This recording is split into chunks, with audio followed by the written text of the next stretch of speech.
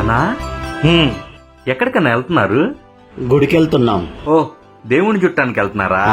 నువ్వు కూడా రా చూద్దు గాని. ఊరుకున్నా, నేను గుడ్డోడిని, నాకెలా కనబడిద్దన్నా? పైగా మీతో పాటు వచ్చినప్పుడు కాల్లో కాలు అడ్డం పెట్టాను అనుకో పొరపాటున, మీరు కూడా కింద పడతారన్నా. మీరు వెళ్ళండి అన్నా. సరే అన్నా ఆ, ఒక్క నిమిషం అన్నా. చిన్నగా చిన్నగా. అన్నా ఉమ్, నా మాటగా దేవుడికి ఒక మాట చెప్తారన్నా? చెప్తాం.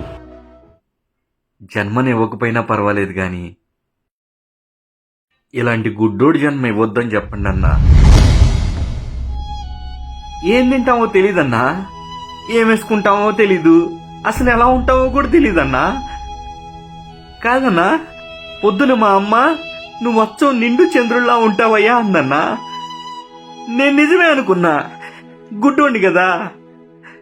వచ్చి ఇక్కడ కూర్చున్నానన్నా. పొద్దున్నే సార్ వచ్చారన్నా, గుడ్ మార్నింగ్ చెప్పా. ఏంది నవ్వుతున్నావు అన్నాడన్నా. సార్ నేను వచ్చో నిండు చంద్రుల్లా ఉంటానంట సార్ అని చెప్పానన్నా. చెప్పిన వాళ్ళెవరు నిజమైన సందమామను చూడలేని గుడిలా కొడుకువి. నువ్వు నేను చంద్రుడు ఏంటి అన్నాడన్నా. నేనంటే గుడ్డోండి కదన్నా, కనపడదు. కానీ మా అమ్మకి నేనంటే ప్రేమ కదన్నా.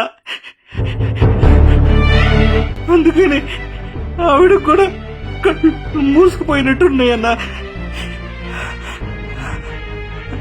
గుడ్డోడుగా పుట్టడం నా తప్పు అన్నా. నా మాటగా ఈ మాట దేవుడికి చెప్తారు కదన్నా.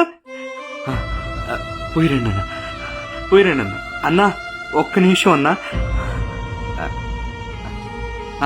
అన్నా ఈ 100 రూపాయలు దేవుడికి వేయండి అన్నా. పోయిరండి అన్నా, వెళ్ళండి, జాగ్రత్త అన్నా.